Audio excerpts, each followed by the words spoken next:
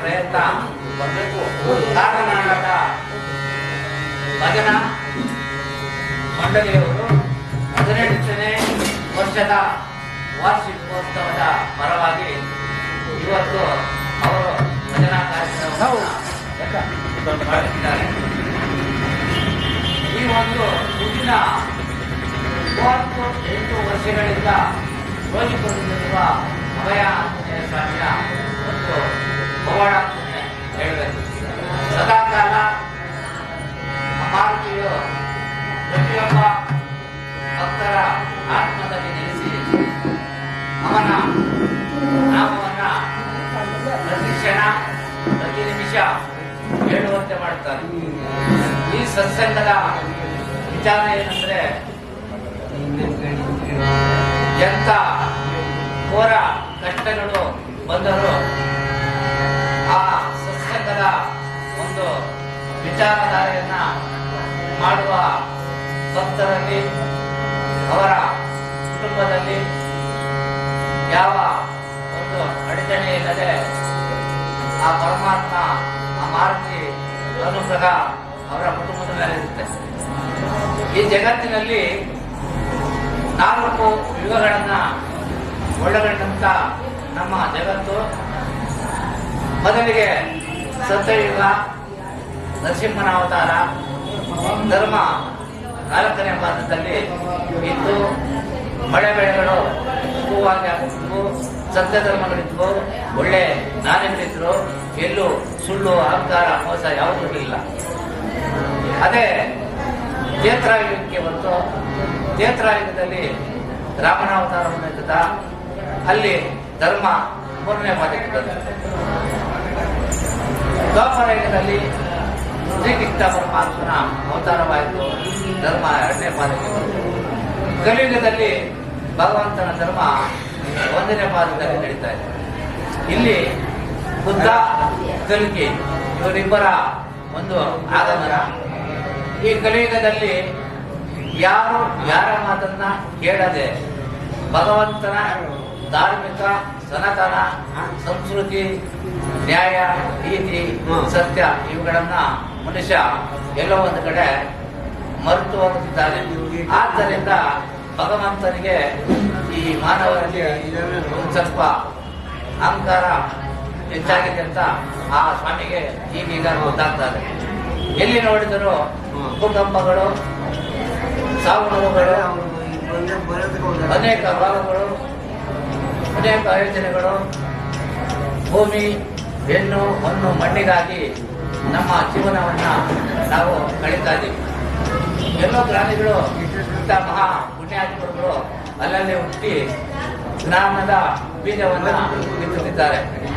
ಈ ಜ್ಞಾನದ ಬೀಜ ಬಿತ್ತಂತಹ ಮಹಾತ್ಮರು ನಮ್ಮ ಭಾರತ ದೇಶದಲ್ಲಿ ಇನ್ನೂ 16,000 ಜ್ಞಾನಿಗಳಿದ್ದಾರೆ.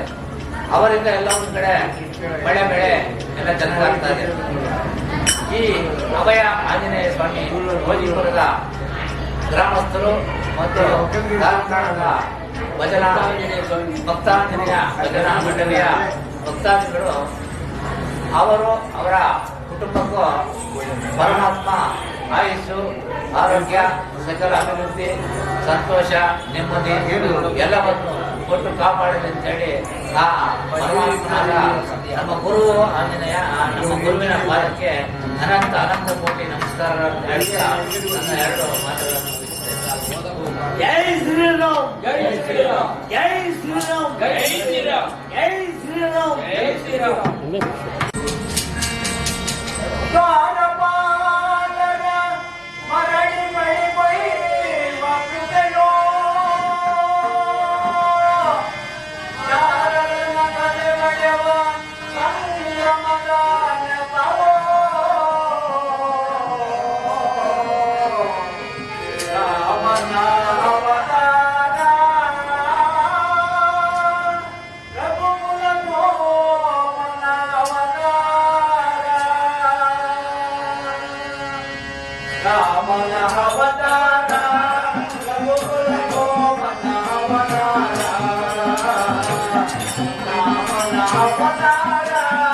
Thank